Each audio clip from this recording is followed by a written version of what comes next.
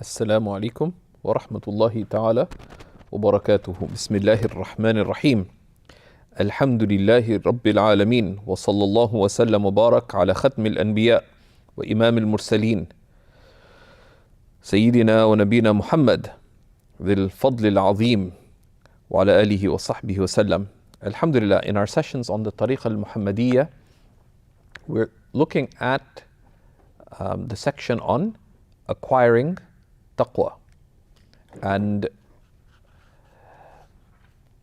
we have reached the sixth of the blameworthy traits of the heart.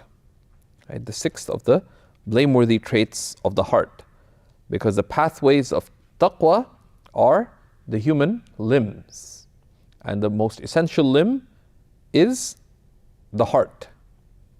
And Taqwa of the heart is to shield the heart from the blameworthy traits of the heart, number one. And number two, to adorn the heart with the praiseworthy traits of the heart.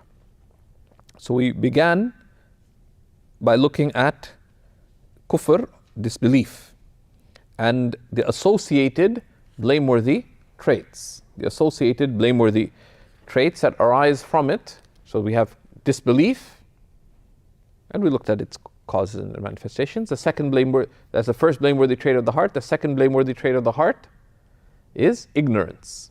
The third blameworthy trait of the heart is love of leadership. The fourth blameworthy trait of the heart is fear of blame. And the fifth blameworthy trait of the heart is love of praise. And these branch off from the various causes of disbelief. And these are all very dangerous because they're slippery slopes. They lead not only to kufr, but they lead to other blameworthy traits. Okay. The most precious thing you possess is your iman. Right? Right? The greatest quality the heart can have is iman. And one of the reasons the author doesn't expand on that very much is because we've already looked at iman. Right? And hifz al-iman is the most critical consideration in our deen. It's more important than anything else. The worst thing you can do with the Imam, with Iman, is to lose it, and that is kufr. But less than kufr is that you can embrace false beliefs that, while not taking you out of faith, because they do not entail denying that which is necessarily known to be of the religion, nor affirming that which entails denial of what is necessarily known to be of the religion, but yet they constitute misguidance. And this is what's meant by i'tiqadul bid'ah, believing in innovations or innovations in belief, reprehensible innovations in belief. I'tiqadul bid'ah. Bid'ah has been cheapened in our times, and Imam al-Birgivi earlier in the Tariqa al-Muhammadiyya has an amazing discussion on bid'ah. After Ramadan we'll be releasing several parts of the Tariqa al-Muhammadiyya because it's a great work, and it's one of the best presentations on what is sunnah and what is bid'ah in Islamic scholarship. When you say al-bid'ah, or you call someone mubtadi', an innovator, which is not something you should go around saying, but when the ulama use this term, classically they mean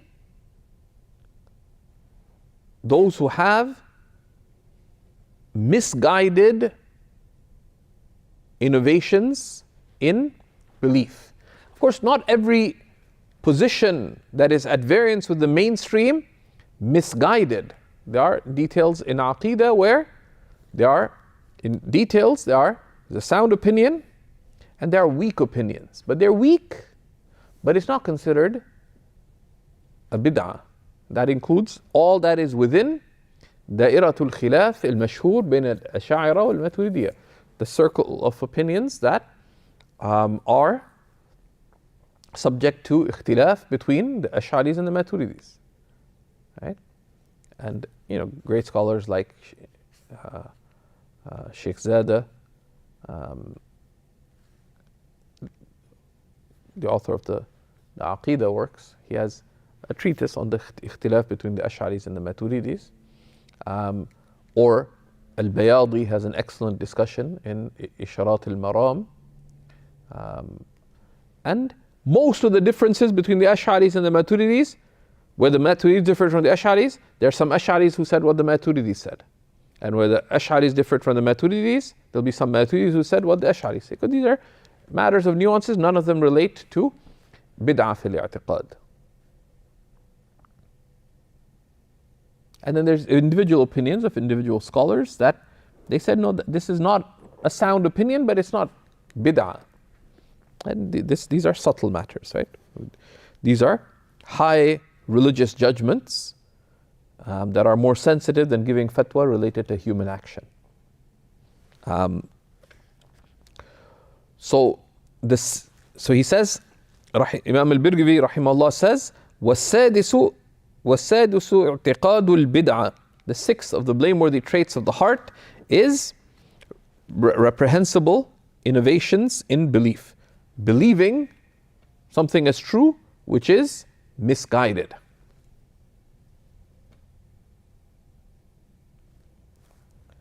And here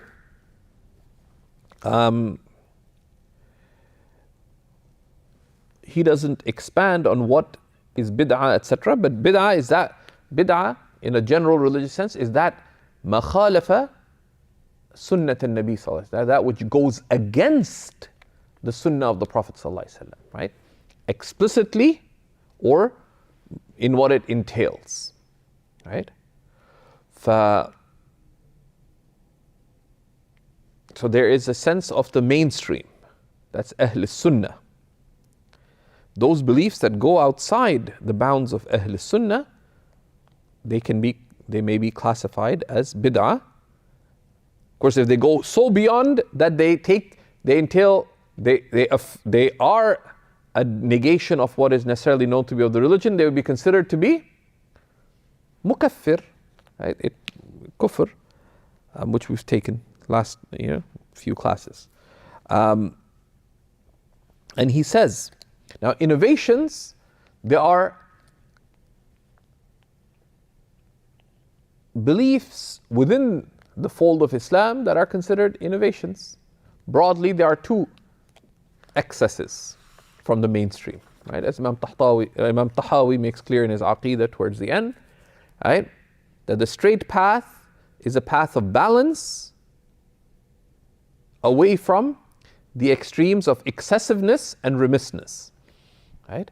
So the two excesses from the mainstream in matters of belief are the literalist excess in over-affirmation.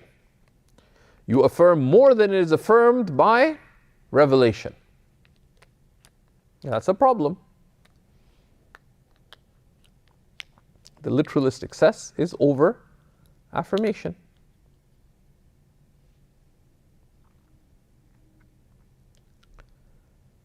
And the rationalist excess is remissness. It's that you, by over-reliance on reason and mis-reliance on reason, you negate some of what is affirmed by revelation. Right? So conceptually, there's the middle path, the Ahl Sunnah follow the prophetic method, and that's the mainstream of Islamic scholarship. There is a sound balance or a range of sound balances that constitute the mainstream, right? Which is reason and revelation upheld without one being at variance with the other. Now there's a range of pathways within that.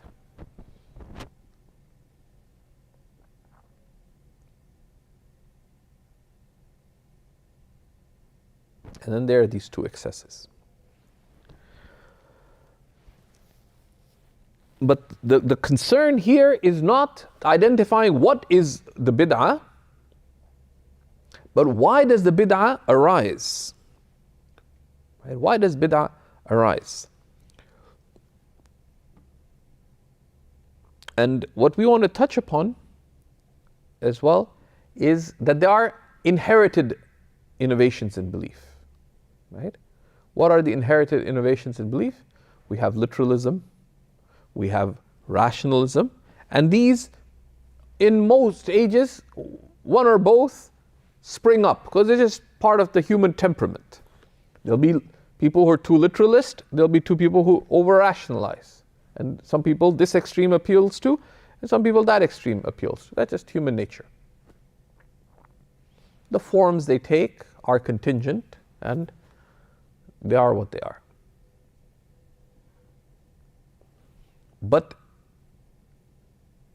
there are modern innovations, right?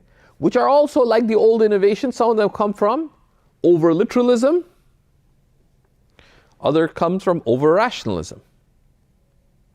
And they're driven by these underlying causes that we will look at.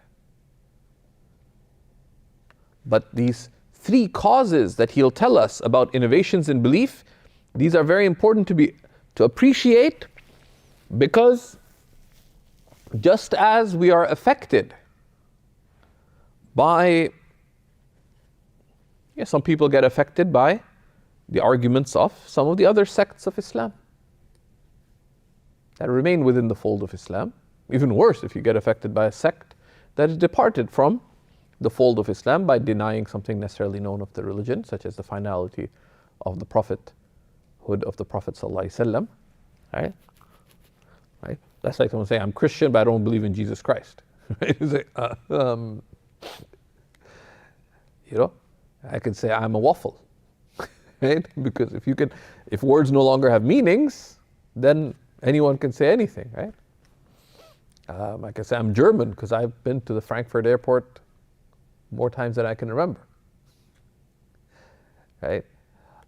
But words have meaning. Similarly, being Muslim has a meaning. These same concepts relate to why we get misguided from sound beliefs. Because a belief is something you hold true, right? It's a point of knowledge, is a haqiqa ilmiya, is a haqiqa, that we embrace as true. So it's a notion of truth. A belief is a notion of truth. What you affirm to be a truth. And we have to challenge ourselves that the things I hold to be true, what is their basis? And the reason this needs attention, because some people get misguided from what the Prophet ﷺ has come with because of their notions of truth, right? They say, for something to be true, it has to be just. So they have a notion of justice. And then they come to what the Prophet ﷺ has come with. I say, I can't accept that because that's unjust. And if we backtrack, if we have to deal with people with wisdom, it's not the way of the Prophet to put anybody down, even his enemies. But when you approach that, say, I can't accept a prophet who said this. What is your notion of truth? What is truth? What determines truth? What is justice? What determines justice?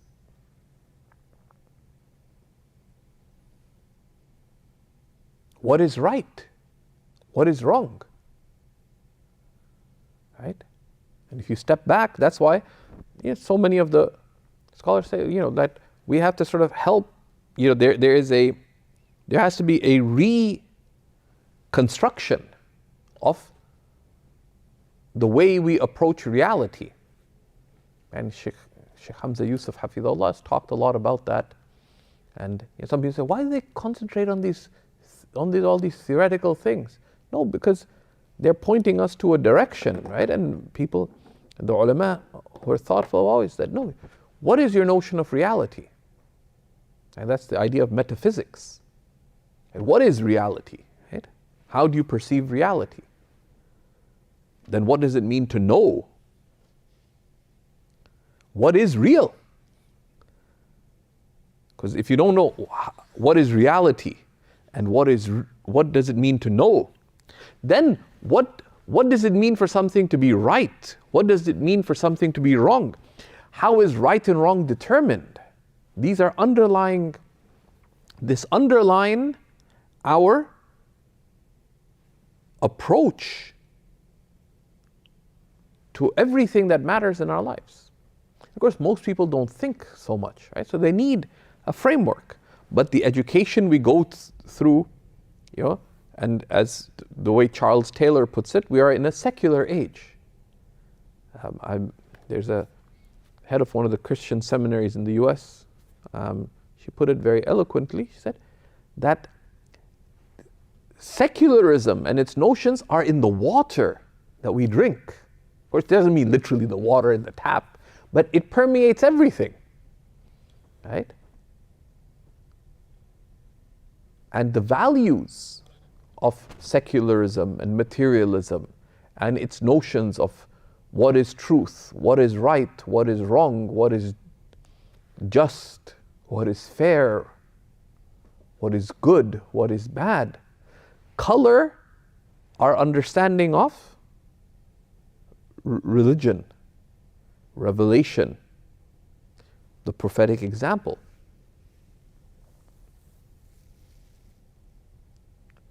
Whereas the Quran would challenge us that no, this is al-haqqul mubin, this is the clear reality. Okay?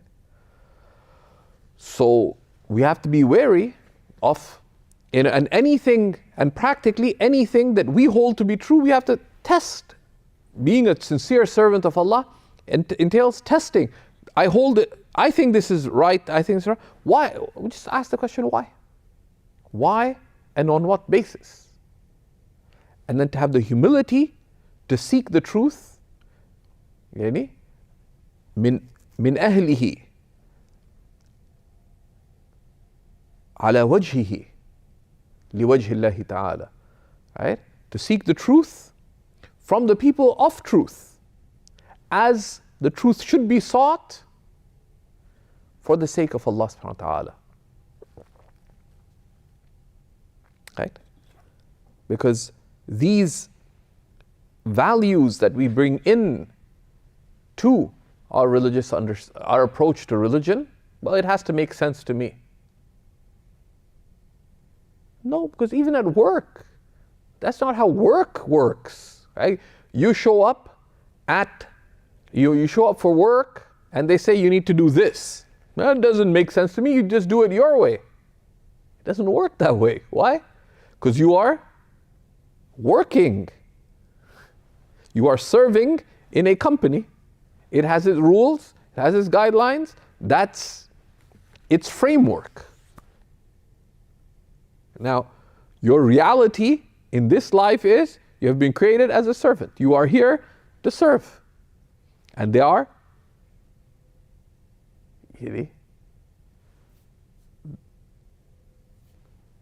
Rabbul Alameen has made reality in a certain way and made His revelation in a certain way with a wisdom that you may not discern, but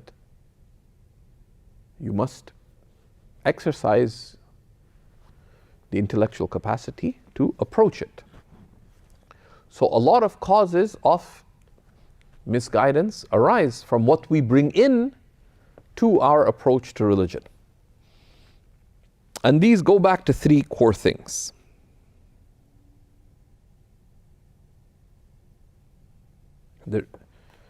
Right? Because what is religion?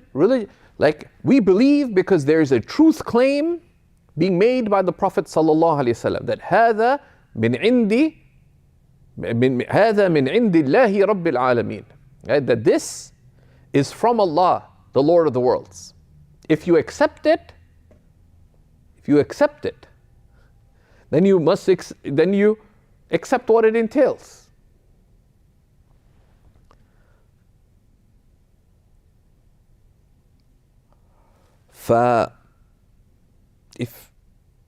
And for the belief, that's why Imam al-Tahawi says that لا يثبت قدم المرء في الإسلام إلا على ظهر التسليم والاستسلام.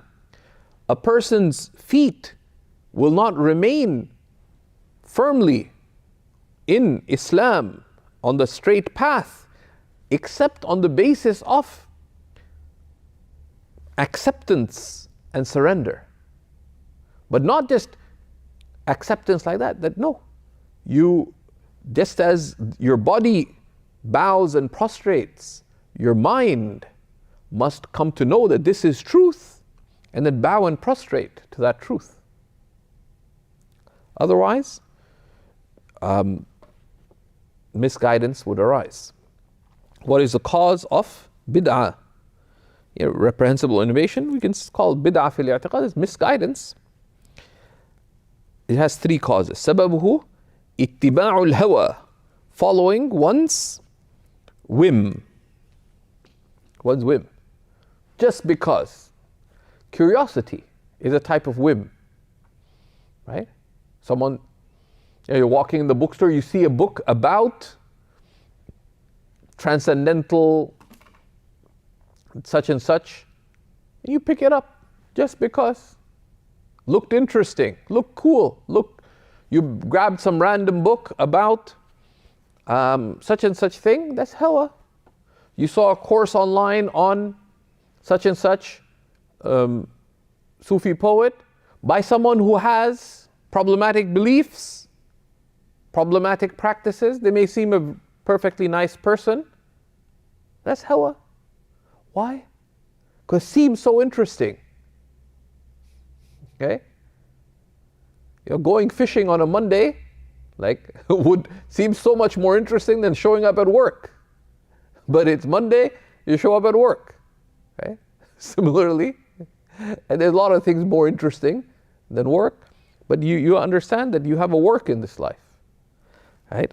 فاتباع الهوى, that's number one. والاعتماد على العقل, and over-reliance on the intellect. I'll figure it out. Over-reliance on the intellect.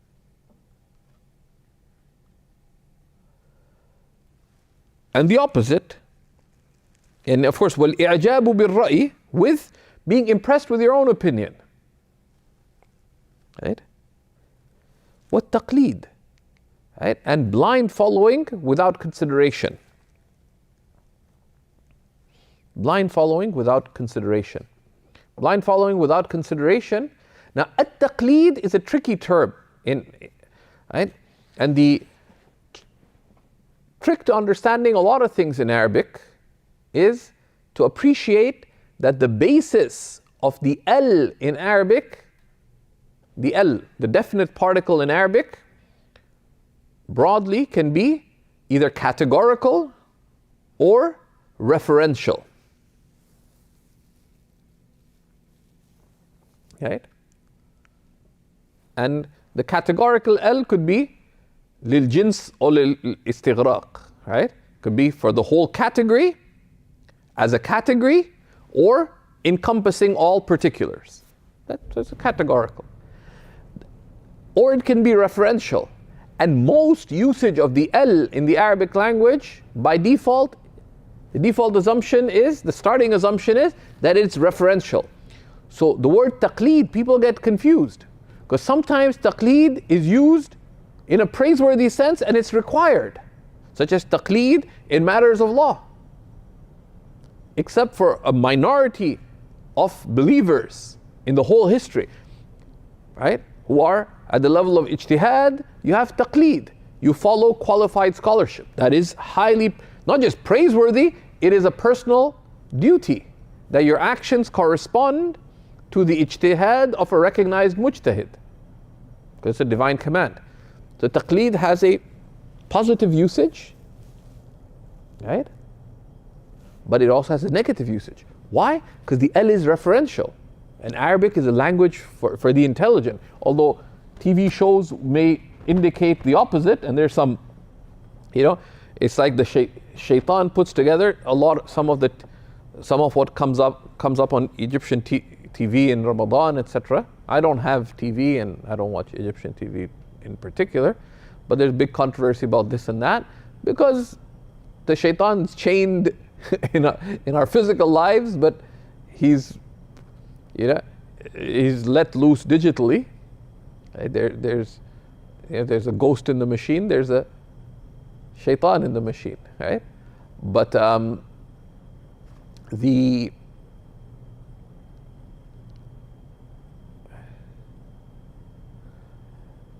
here at-taqleed here is so at-taqleed, there's a praiseworthy following, so it should be following qualified scholarship, and there's a blameworthy at-taqleed al-madhmoom, which is simply adhering to what others say without consideration for why you're adhering to what they're saying. Well, this is what we believe. Why do you believe it? I don't know, but we do, right? And that taqleed could be of a matter of identity. So it could be following people you've always been following. This is what our family holds, our community holds. Or you could be following people you're impressed by. You say classically, الناس على دين ملوكهم. People are on the religion of their kings. But it also applies, and some of this creeps in, like the prophetic statement, like the creeping of an ant. Right? It's very subtle. Because anybody one is people you take as exemplars, right? Consciously. You admire so and so, right? Consciously, you'll end up following what they do, right? If you consciously admire somebody. But also other people you just listen to and follow. People get affected. People's accents change because of who they listen to. People's Quran recitation changes. You can tell like who someone listens to, whose Quran recitation people listen to by the way they recite. If they listen to a lot of Quran, you can tell. And they weren't conscious about it. People dressed like their friends. So this blind following, right? This blind following can be a conscious following that I consciously identify with the beliefs of my parents or my community or so and so. But there is a unconscious blind following, right? Through the things that you follow, which is why you have to be careful. Values creep in through this kind of blind following, through what you listen to, what you read, what you watch. Because actions and words arise from traits of character that people have. Al-a'mal tabi'atun lil-akhlaq. Actions arise from character. Actions and words arise from character, akhlaq, and traits and awsaf. And the character and traits of anybody arise from qiyam, from underlying values. Shu'uriyya aw la shu'uriyya, conscious or unconscious. Right? So what you watch, what you listen to, whether what you read, whom you listen to, whom you admire, these things You know, you are just saying, it's just a movie. It's just a story. It's just a documentary, right? You're just seeing the tip of a nexus of reality, right? What you see of words or actions arises from values and traits. An underlying of character, of akhlaq, of ethics and character and qualities, and underlying that are qiyam. And their actions initially might affect some of what you say and do, but then it starts affecting your own character and your own qualities. But then it permeates down to the values, and it shifts your notion of reality. And a practical thing related to that, they say, who is in the intelligent person? Al-aqil man tarji'a tasarrufatuhu ila aslin thabit. The intelligent person is the one whose actions return to established principles. Shar'iyyatan kanat, whether they be religious principles, أو عقلية, or rational principles, أو عادية, or customary, which is why good custom, good culture is so important. But be aware, what you watch will affect how you are and will permeate into your values. What you listen to, whom you look up to, right? But even of the lawful things, which is why the importance of good company, and of having, if you don't have the virtuous as exemplars and the righteous as companions, you're in danger, right? Then who do you look up to? And why do you look up to them? Right? So these are important. And then there are other things that we take benefit from, even worldly benefit. The ulama say even things like novels, for example, and they're halal. And the ulama have classically appreciated literature for many reasons. And contemporary ulama, they appreciate good literature, good poetry, even worldly. But make sure it's wholesome. But number two, keep it in balance. Keep it in balance. Let it be, keep it in a framework that does not permeate into your priorities. So this is something that we wanted to expand upon, this idea of why misguidance are. Following your just because is not a reason to do anything. Right? And we'll look at the hadiths and so on about whim, and we'll talk tomorrow about the first cause of false beliefs and misguidance, which is following whim, al-hawa. And we look at the many Quranic verses censuring this. A lot of people ruin themselves this way. Whether religious ruin, right? Why are you listening to so and so? Someone send me a video of someone with an interesting name.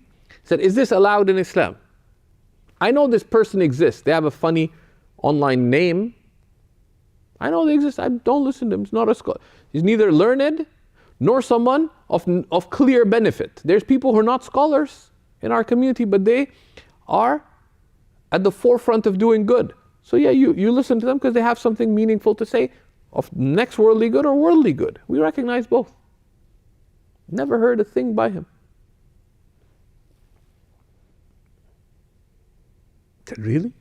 I mean, I inquired before, someone, I saw his name floating. I said, who is this person? Right? Neither learned nor of benefit, and there's a lot of fitna and harm. Right? So I just inquired, why were you listening? Oh, just I ran into their video on YouTube.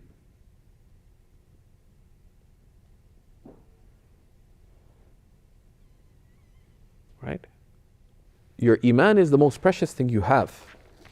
And if someone gave you $10 million in cash and they put it in a bag,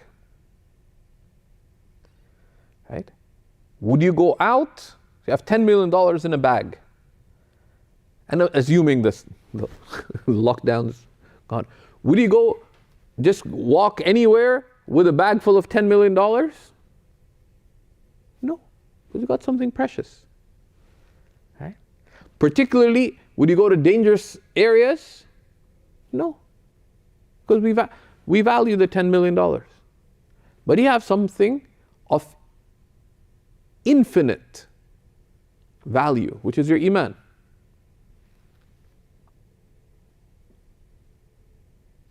Doing things like just click on some random video or whatever, no.